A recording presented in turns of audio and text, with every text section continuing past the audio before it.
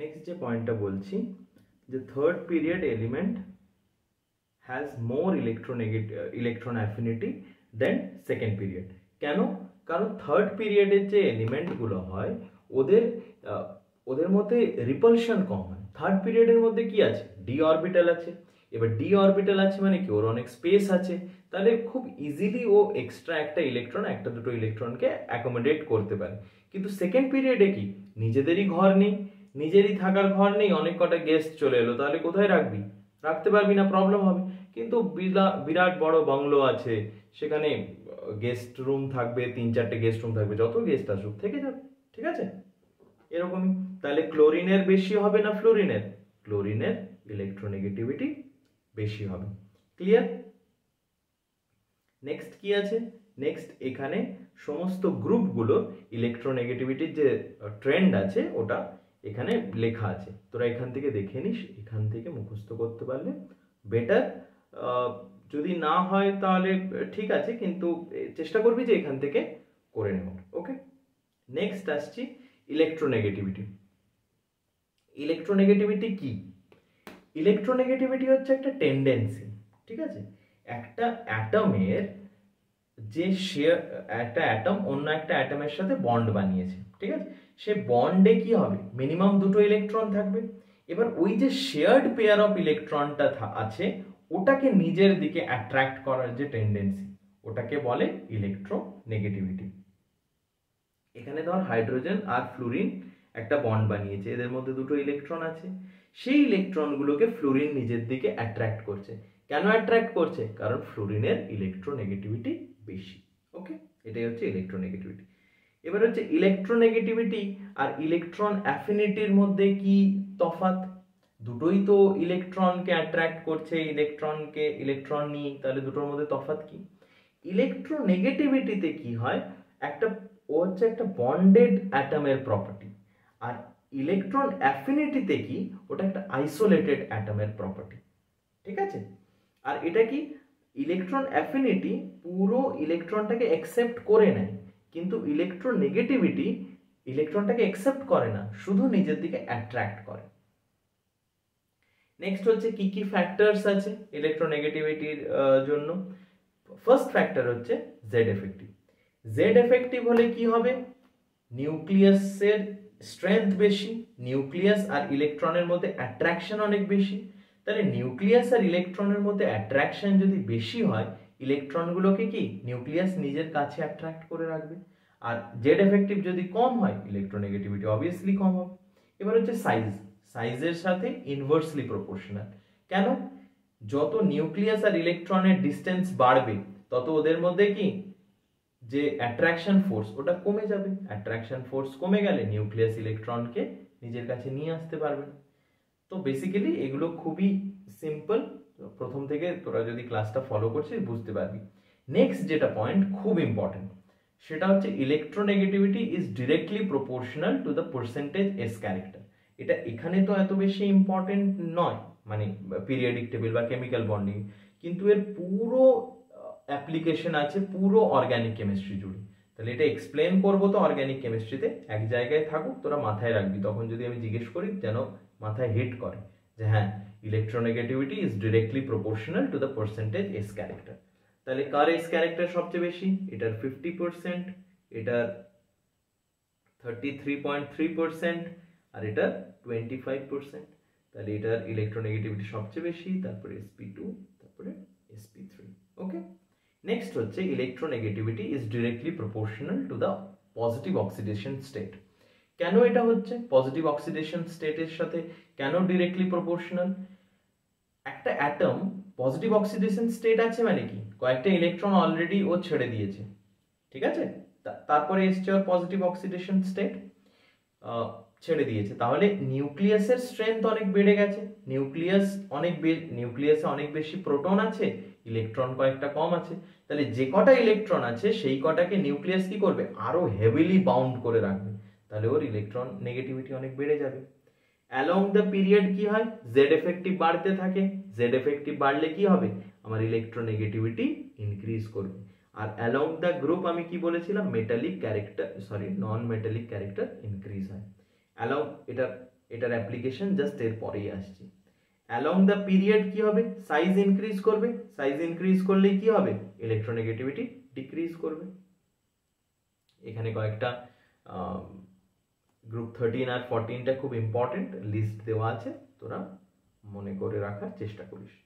তারপর electronegativity values, along the period কি বললাম, ইলেকট্রোনেগেটিভিটি বাড়বে, তাহলে সবচেয়ে বেশি কার হবে, ফ্লুরিনের 4 ম্যাক্সিমাম। আর অ্যালং দ্য গ্রুপ কি হবে, ইলেকট্রোনেগেটিভিটি কমবে, তাহলে লিস্ট কার, সিজিয়ামের। আর এখানে আর একটা অর্ডার দেওয়া আছে, যেটাও চেষ্টা করিস মনে রাখার, এটা অতটা ইম্পর্টেন্ট নয়, কিন্তু মনে রাখবি যে ফ্লুরিনের সবচেয়ে বেশি ইলেকট্রোনেগেটিভ ফ্লুরিন, তারপরে ফ্লুরিনের চেয়ে কম কি অক্সিজেন, নাইট্রোজেন। এটা প্র্যাকটিস করতে করতে তোদের মনে থেকে যাবে, এমন কিছু প্রবলেম না। এবার যেটা ইম্পর্টেন্ট জিনিস সেটা হচ্ছে nature of oxide. Along the period non metallic character increase করবে, আর নন মেটালিক ক্যারেক্টারের সাথে কে ডিরেক্টলি প্রপোর্শনাল বলেছিলাম, অ্যাসিডিক ক্যারেক্টার, তাহলে অ্যালং দ্য পিরিয়ড কি হবে, অ্যাসিডিক ক্যারেক্টার ইনক্রিজ করবে। অ্যালং দ্য গ্রুপ কি বলেছিলাম, মেটালিক ক্যারেক্টার ইনক্রিজ করে, মেটালিক ক্যারেক্টারের সাথে কার বলেছিলাম, বেসিক অক্সাইড, তাহলে অ্যালং দ্য গ্রুপ কি হবে, বেসিসিটি বাড়বে, অ্যালং দ্য পিরিয়ড অ্যাসিডিটি বাড়বে। তাহলে অ্যাসিডিক নেচার আমি কার সাথে এখানে কম্বাইন করতে পারি, যত আমার ইলেকট্রোনেগেটিভিটি বাড়ছে তত আমার নন মেটালিক ক্যারেক্টার বাড়ছে, তাহলে যত আমার নন মেটালিক ক্যারেক্টার বাড়ছে তত আমার যেহেতু অ্যাসিডিক নেচার বাড়ছে, তাহলে আমি এটাকে রিলেট করতে পারি যে acidic nature is directly proportional to the electronegativity.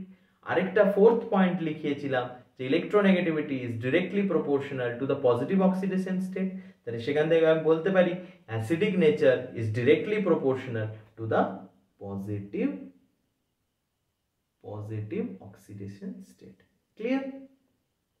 কয়েকটা এক্সাম্পল নিয়ে এবার এখানে আমি যে অ্যাসিডিক নেচার কিভাবে আমরা ডিটারমাইন করব, একটা SO2 SO3 TiO3, তাহলে সবার উপরে কি থাকে, সালফার, তারপর সেলেনিয়াম, তারপর টেলোরিয়াম। তাহলে সবচেয়ে বেশি ইলেকট্রোনেগেটিভিটি কার, সালফারের, তাহলে ইলেকট্রোনেগেটিভিটি যার বেশি হবে অ্যাসিডিক নেচার তার বেশি হবে, তাহলে SiO3 মোস্ট অ্যাসিডিক, তারপর SO3, তারপরে SiO3, তারপরে TiO3। ওকে, এবার আরেকটা যেটা বলছিলাম যে অ্যাসিডিক নেচারের সাথে অক্সিডেশন স্টেট, তাহলে এখানে তিনটে এক্সাম্পল নেওয়া আছে। HNO3, এখানে এর অক্সিডেশন স্টেট কত, +5, এখানে +4, এখানে +3, তাহলে যার পজিটিভ অক্সিডেশন স্টেট বেশি ওর অ্যাসিডিক নেচার ম্যাক্সিমাম, এখানে HNO3 এর ম্যাক্সিমাম, তারপরে H2CO3, তারপরে H3BO3। কিভাবে এটার +4 হলো, কিভাবে এটার +5, কারণ এখানে হাইড্রোজেন কি শো করে +1, অক্সিজেন কি -2, তাহলে আর পুরোটা মিলে কি হয়, নিউট্রাল মানে 0, তাহলে 1 + x প্লাস, এটা বুঝতে সুবিধা হবে, 3 × -2, তাহলে এটা এখানেও সেম 2 + x 3 × -2 = 0, তাহলে এখানে x = 5, এখানে x = 4। এটা সবাই তোরা 11 থেকে করে এসেছিস, তোরা জানিস আশা রাখছি। কিছু কিছু নিউট্রাল অক্সাইডের এখানে আমি এক্সাম্পল দিয়ে দিয়েছি, NO, CO, N2O, H2O এগুলো। আর অ্যাম্ফোটেরিক অক্সাইড কারা শো করে, Zn, অ্যালুমিনিয়াম, গ্যালিয়াম। ঠিক আছে, এবার ইলেকট্রোনেগেটিভিটি স্কেল আছে, দুটো স্কেল আমাদের জানতে হয়, একটা হচ্ছে মুলিকান,